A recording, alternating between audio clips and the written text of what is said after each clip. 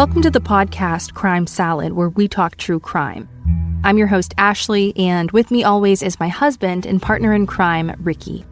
The purpose of this podcast is to honor the victims through ethical storytelling in the hopes of preventing future tragedies. We want our stories to resonate and educate others in hopes that some of these similar cases with identifiable patterns can be prevented. Now, before we jump in, please let us warn you that this is a true crime podcast. The details of this episode may be triggering to some listeners. Listener discretion advised.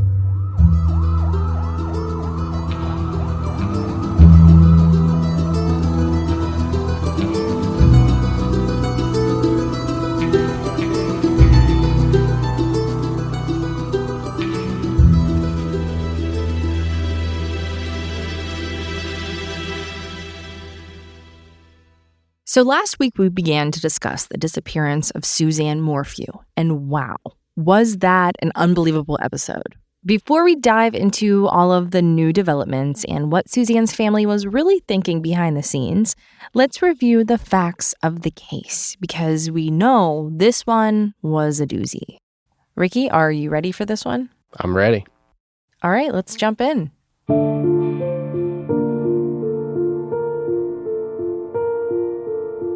So on the morning of May 10th, 2020, Suzanne Morphew allegedly went on a bike ride and never returned. After realizing that Suzanne was missing, a neighbor called the police and the search began.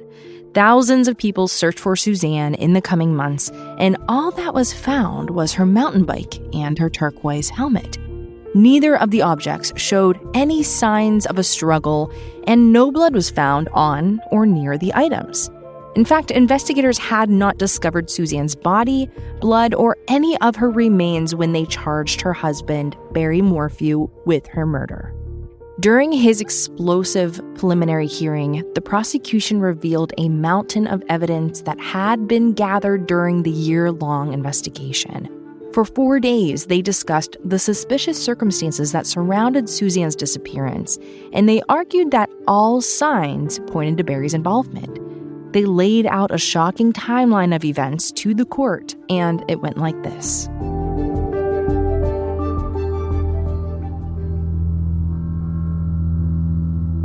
Suzanne had never really gone on a bike ride that morning.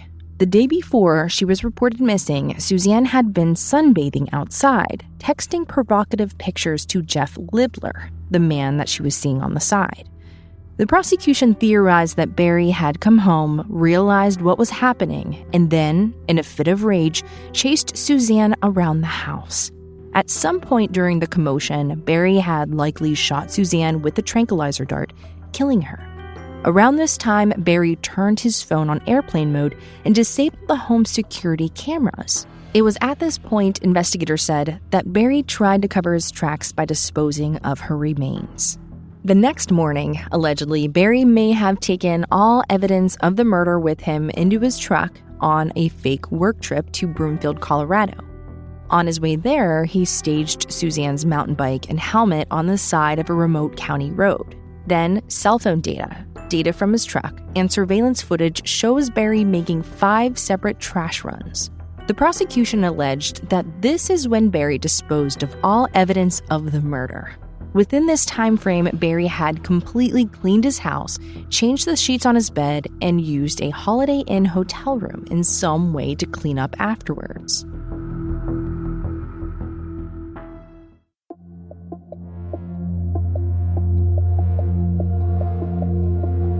Now, the defense put out 3 separate theories that would explain Suzanne's disappearance and absolve Barry of guilt.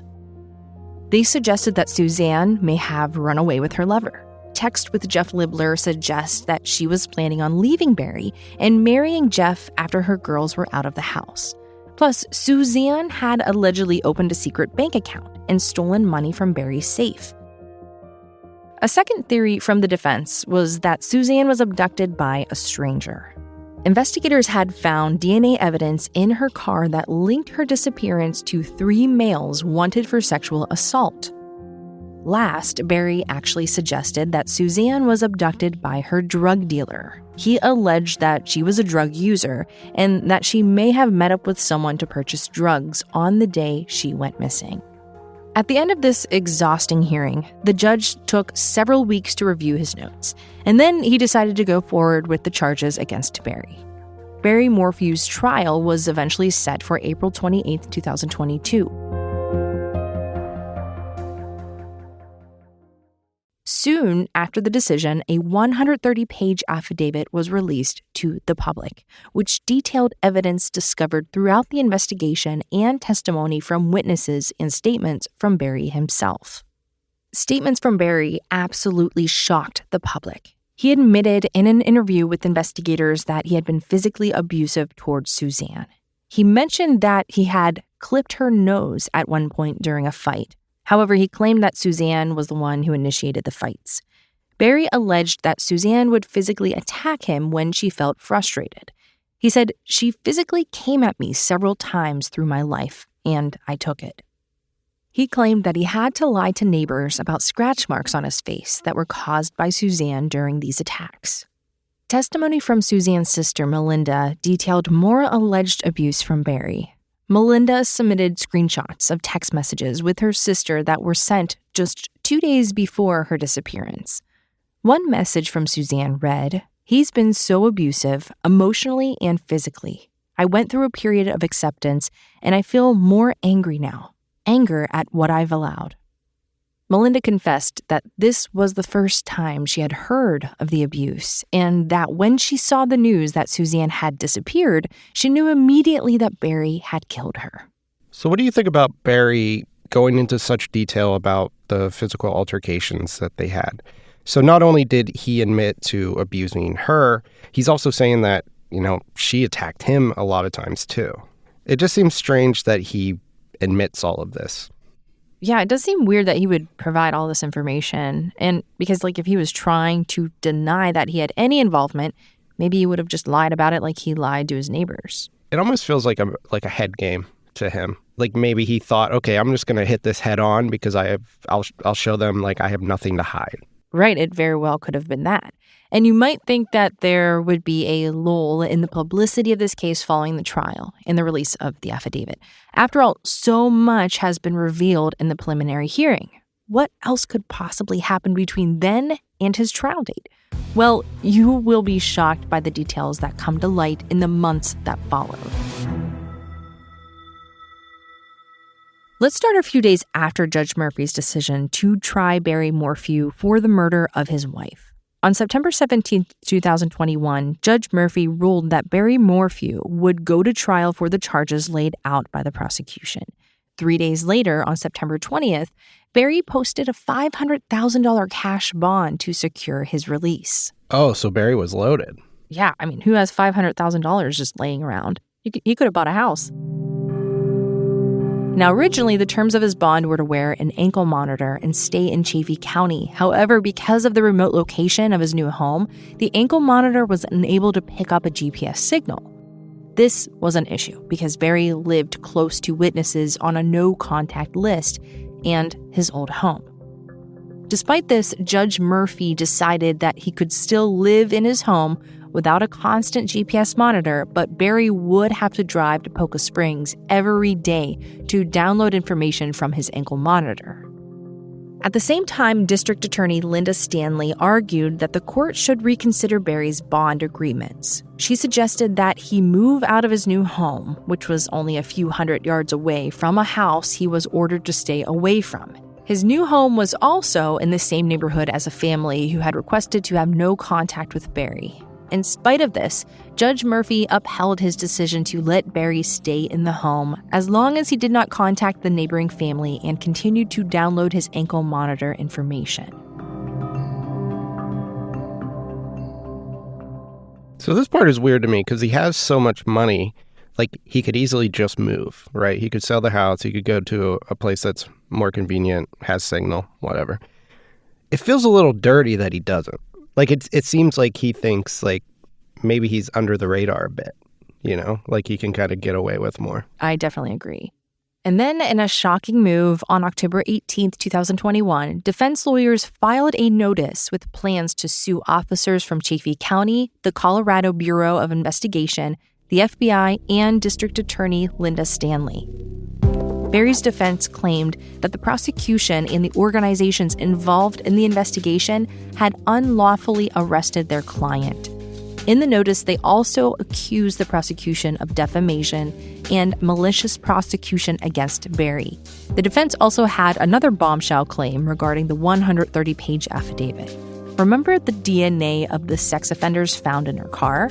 Well, apparently, this same DNA had been found on her bike, on her helmet, and in her bedsheets. According to Barry's lawyers, investigators had followed leads from the DNA to track down a man in Phoenix, Arizona. Allegedly, the prosecution had tried to talk with the suspect, but after he lawyered up, they stopped contacting him. Seriously, how could you leave that out? And also, how many cases are going on at this point? So we have, the murder charges, the forgery charge that we talked about, the one where he submitted her presidential ballot or whatever, which is messed up. And now this, honestly, he has some good lawyers to keep up with this stuff. They must be getting paid very well, I would say. Yeah, I'd say. This is a payday for them. But yeah, leaving out the DNA information, that's a big one because, that's huge. Strong evidence, actual DNA evidence. Yeah, connecting two different crime scenes. It kind of makes me think, did he hire these people to take her? Oh, that's a good point. I mean, he has money. This could be hitmen type stuff. I mean, these were sex offenders. They could have easily been, the bad guys that you would contact.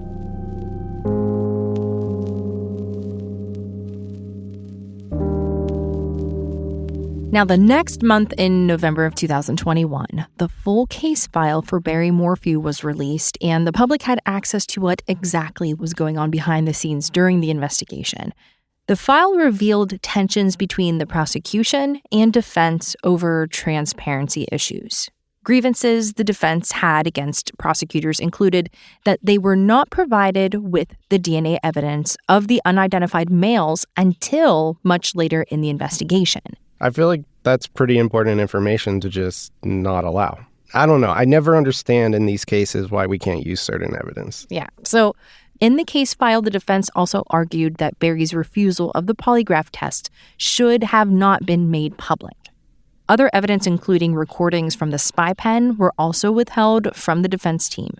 The case file listed over 500 witnesses that would be contacted before the trial. The list included Barry's daughters, Macy and Mallory, as well as his coworkers, employees, neighbors, and family friends. Suzanne's secret lover, Jeff Libler, also made the witness list.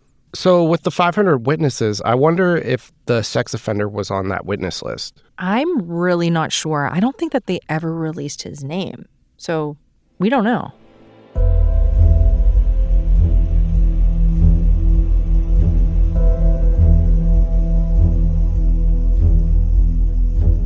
In another dig against the prosecution, on December 13th, 2021, the defense filed a motion requesting a new judge to oversee Barry's case.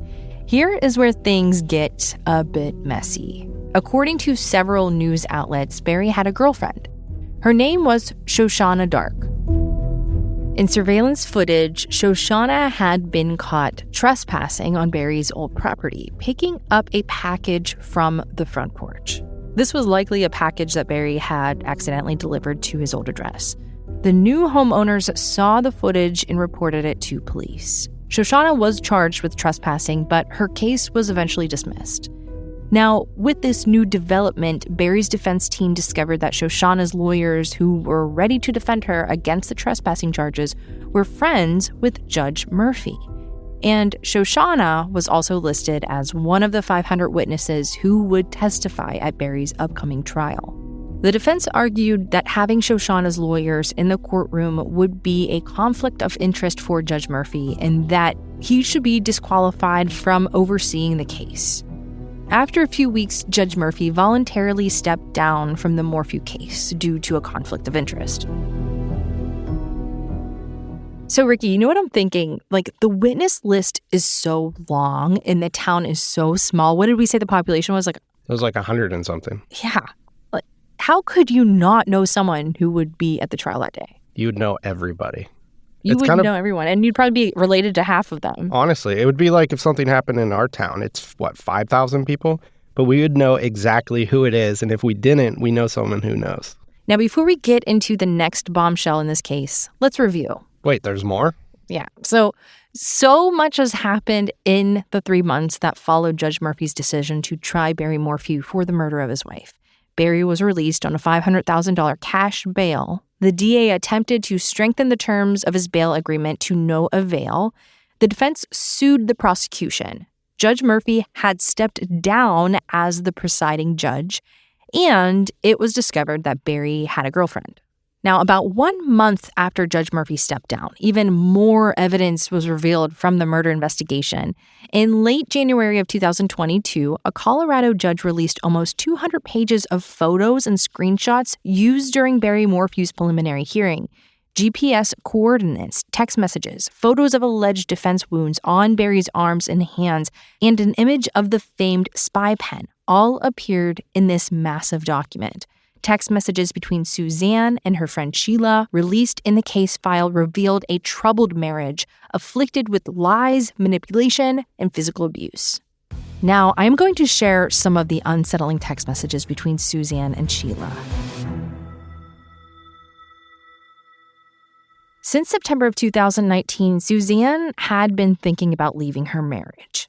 As the evidence in the preliminary hearing revealed, Suzanne planned on leaving Barry after her youngest, Macy, was out of the house. Here is her conversation with Sheila about the topic, who encouraged her to leave. On September 2nd, 2019, Sheila wrote to Suzanne, "You were at your end before you moved and gave him another chance to start fresh. I don't think he'll change. The older he gets, I think it will get worse. The instability. I would press forward, thinking about a job you would enjoy and how you can live a happy and healthy life. Make some what-if plans." And Suzanne replied, "Once Macy's gone, I won't be able to do it," which references her marriage with Barry. She continues, "I won't feel safe. I've tried to hold on for Macy, but even she's weary of it and asking why we don't separate." Then Sheila responded, "It may take some time to plan. I don't think it will be an easy road with him, but once you are through it, I feel it will be so much better." Suzanne replied, "I sort of wish he would just get fed up with me and leave." The release of Suzanne and Sheila's complete conversation seemed to make the defense's case a lot stronger. Suzanne was obviously making plans to leave the year prior, and the married couple was experiencing relationship problems well before their move to Colorado. Sheila even outlined how Suzanne should begin planning her departure. However, the next string of text portrays Barry as unstable and manipulative.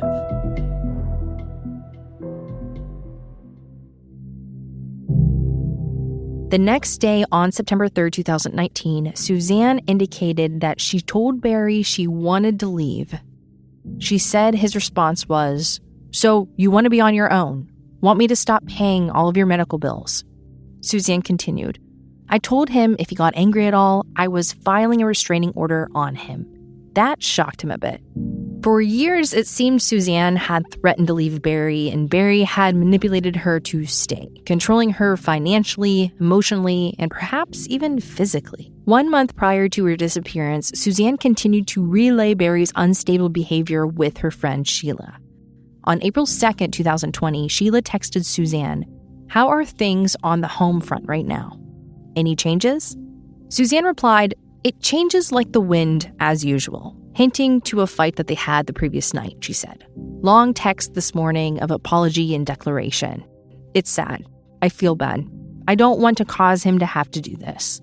There's just become a point that the reality of what's never been there is sobering. I was a broken girl just looking for stability. He thinks we are great as long as he's getting what he wants." In an undated text, Sheila continues to encourage Suzanne to find a way out of the marriage. She also suggests, like Melinda had in previous testimony, that Suzanne was experiencing physical abuse. After Suzanne mentioned that her daughter Macy suggested that she get a restraining order against Barry, Sheila said, "I do worry about your safety if things move forward." This probably references her leaving or getting a restraining order against Barry. She continued, "You would have to protect yourself. I'm not sure how much money you have quick access to, but I would try to find a way to set some aside, if at all possible." The month after the case files were released, the new presiding judge, Judge Ramsey Lama, motioned not to allow the mention of domestic violence in the upcoming trial. The defense argued that there were no evidence to suggest that the abuse actually happened, and that text messages with no context were not enough to discuss the allegations of violence at the trial. I just find it so insane that they wouldn't be able to talk about Barry's history of abuse. Like, they're leaving all of this out. Yeah. I mean, it's frustrating because they're hacking away piece by piece. Like, eventually they're going to be silenced. Yeah, it doesn't seem right at all that they would leave that out. It doesn't seem legal. Right. And there's text messages, there's witness testimony. Her friends are saying these things. Like, I feel like there's proof. Yeah. I don't know. It's just our opinion.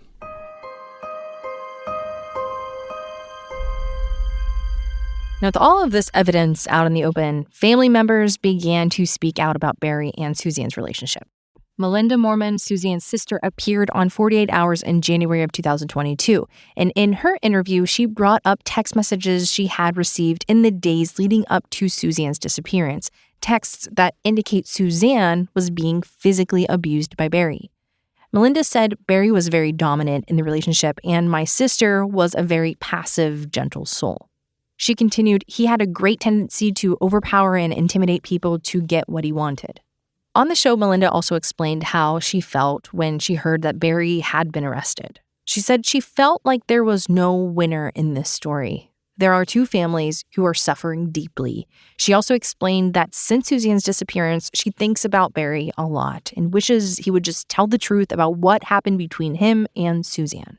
Melinda looked into the camera during the interview with 48 Hours and said, "Please do the right thing, Barry. Please do the right thing." It was clear Melinda believed that Barry had killed her sister, and she wanted him to come forward with the truth. I can't imagine the pain her sister must feel, especially because she got those text messages about the physical abuse from Suzanne just days before her disappearance. Yeah, that would be rough. On February 21st, 2022, Barry's own cousin, Jason Morphew, published an op-ed for the Daily Beast. He recalls growing up with Barry and looking up to his older cousin. Jason even had a newspaper clipping of an article written about Barry being drafted by the Toronto Blue Jays. Jason recalls meeting Suzanne for the first time in 2012 at a family reunion. After the reunion, Barry invited Jason and his own wife to his home, which Jason described as an impressively large compound. The four arrived at the house and settled into the living room for a long chat. Then, as Jason and his wife were about to leave, Barry abruptly turned to his wife and asked, "Would you share your testimony?" Jason explained Suzanne's expression as that of a child ordered by her father to perform a daunting task. For those of you who don't know, a testimony is a story that is meant to show the miracles of God and promote a Christian worldview.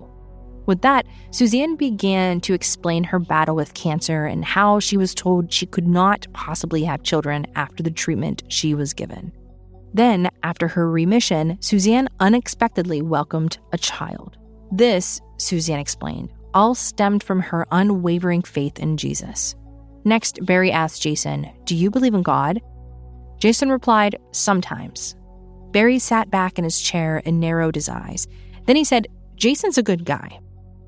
This seemed a bit menacing, and Jason felt like Barry thought he was playing God, judging his morality. Towards the end of the article, Jason proposes a shocking theory.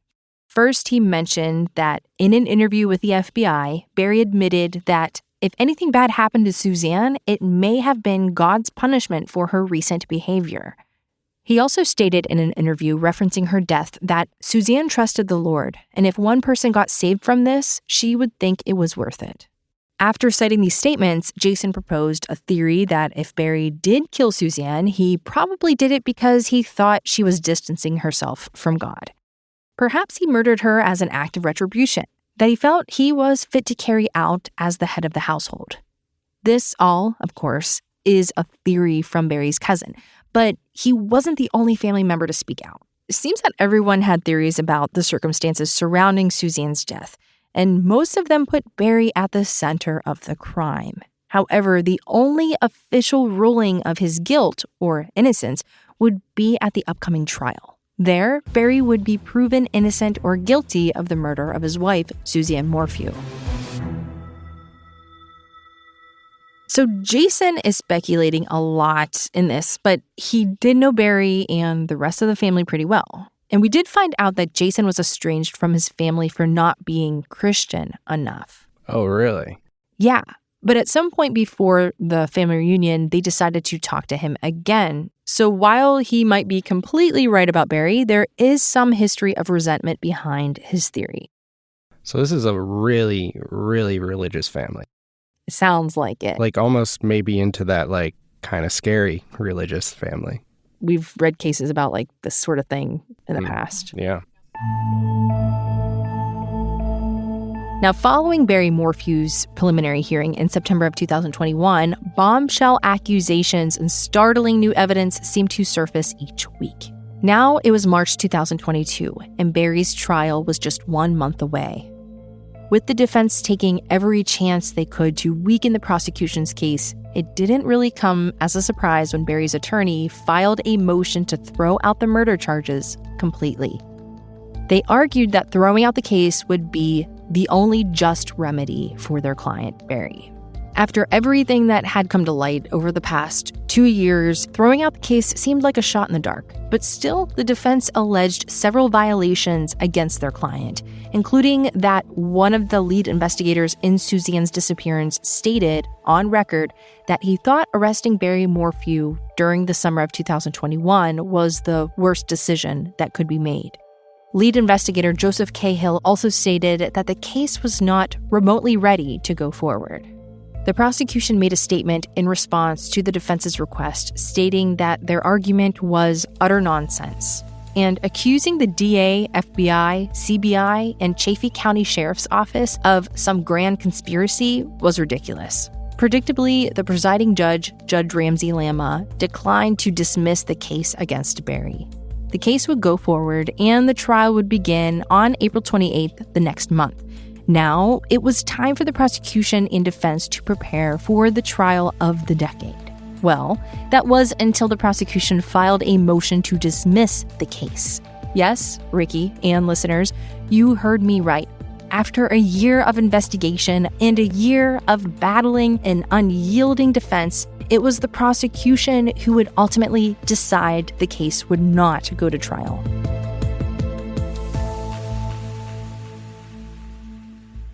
Wait, are you serious? Like, that's it? Like, they're not going to trial? Yeah, after all of that, that's what they decided. Oh my God. On April 19th, just 9 days before the trial was set to begin, District Attorney Linda Stanley motioned to dismiss the case against Barry Morphew. Here was the reasoning behind the prosecution's decision to dismiss their own case. In the motion, the prosecution explained that they had intended to find Suzanne's body before the beginning of the trial, but that weather had complicated the efforts. The investigation led them to a remote, mountainous region by the Morphew's former residence. Due to the amount of snow that the area had accumulated over the winter, the search could not be completed. And before you think that the investigators wimped out because of a little weather, the area had accumulated 5 feet of snow, concealing the location where investigators believe Suzanne's body is located. Dang. Yeah, 5 feet. I mean, I'm like 5'3". Without Suzanne's remains, the prosecution felt that the case was not strong enough to go forward, and they didn't want to risk losing the trial and the chance to see Barry behind bars. On April 19th, the same day that the motion was filed, Judge Lama agreed to dismiss the case without prejudice. This means that Barry Morphew could be tried again for the murder of his wife. Okay, so after all of that, do you feel like this was the right thing to do? Like, this was the right decision? It's frustrating, but at the same time, yes, because there's not enough evidence. There's no body. There's DNA evidence with sexual predators. I mean, we don't have that information. Like, we don't have their names. We don't, like, there's more to the story. Yeah, I know what you mean. But I hope that they find a body or more evidence to give Suzanne and her family the justice that they deserve. Right. I mean, I think we need to do this right. Like, we need the body. You know, we need to prosecute Barry or whoever is involved. I feel like it is, like we said earlier, like a hitman situation. It could be. Where he, like, hired these people or maybe staged it to look like it was these sexual predators. Something's there. Yeah. I don't know. It caught me off guard because we normally don't have cases like this. Like, normally you don't, weeks before or whatever of the trial, like, you don't just drop the prosecution. Right. But like we said, there's a lot more to this story than they may even be saying. They still might be looking into it. Right.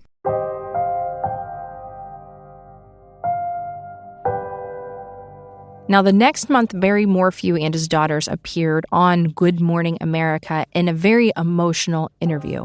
Barry sat between his daughters, Macy and Mallory, while the girls held hands. Mallory spoke about the overwhelming relief that they felt after the charges against their father were dropped and said that they would take this time to heal. She said, "We just know our dad better than anyone else, and we know that he was not involved in our mom's disappearance." Macy was more direct in the interview, asking DA Linda Stanley to step up to the plate and do everything she can to find their mom. Macy continued that what the DA had done so far is not fair and that the family would never stop looking for Suzanne. And Barry was silent for most of the interview, but when he did speak up, his voice broke as he said, "I just love my girls, and I love my wife, and I just want her to be found." This is so sad. I mean, you have these daughters that love their father. They want to believe that none of this is true. It's hard. It's really hard. I'm also thinking, like, Suzanne's friends were saying how manipulative Barry could be, so I'm kind of worried about that too. Yeah. That's really, really hard. Hopefully they're right and he's innocent, but it's just sad. Yeah. Now, in a recent development on May 2nd, 2023, Barry Morphew's attorney filed a lawsuit against the former prosecution. This included Chaffee County, the Chaffee County Sheriff's Office, the District Attorney's Office, and individual agents with the Colorado Bureau of Investigations and the FBI. Barry is seeking $15 million for damages for being wrongfully arrested, jailed, and prosecuted for a crime he did not commit. This is the part that gets me. $15 million for damages? It just seems like a smack in the face. Yeah, and I mean, we always think that the husband is the suspect. Like, they're always the number one suspect in any case. I mean, look at the text messages. Look at the situation. She was talking to someone else. Like, there's reasons behind why he was a suspect. Well, I mean, he could have just taken, like, the stance of, I want to find my wife. I want to figure out what happened. I want myself and my family to move forward from this. But instead, he's like, I'm going to sue you for defamation.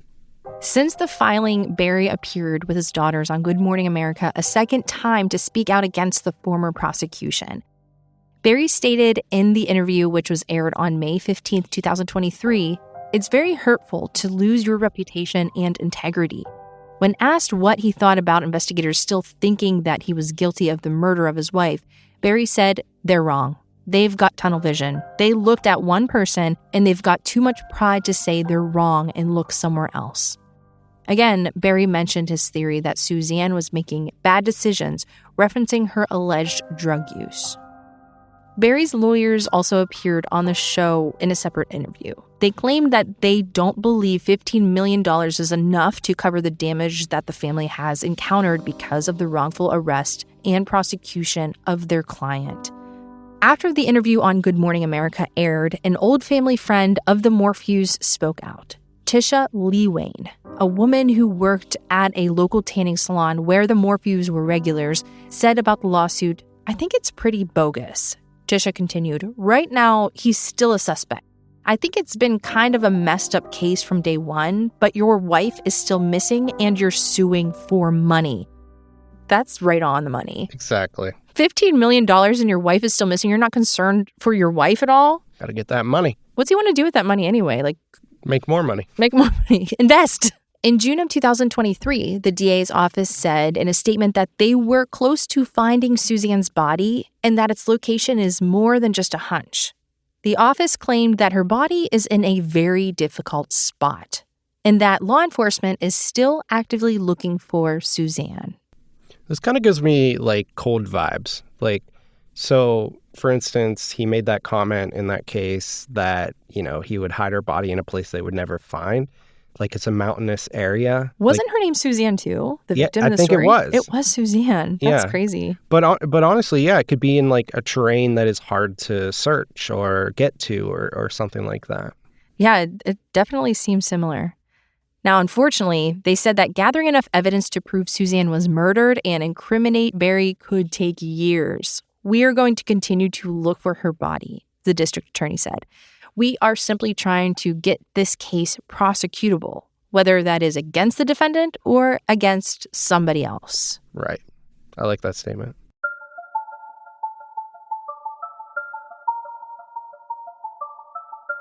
This is definitely a case that will continue to make headlines for years to come, and we hope to have some updates in the future. We might even release another full-length episode if Barry does eventually go to trial. Now, lessons learned from this case? Well, the prosecution needs to provide more solid evidence against Barry or another suspect before going to trial again. Holes in the investigation led to a train wreck that derailed their entire case against Barry. In the aftermath, the prosecution lost credibility on both sides of the investigation. Hopefully, they can gather enough evidence in the coming years to provide some closure for Suzanne and her family. The final takeaway? That picture-perfect couple might not have a fairy tale family after all. Also, never trust a guy with a spray tan. Words to live by.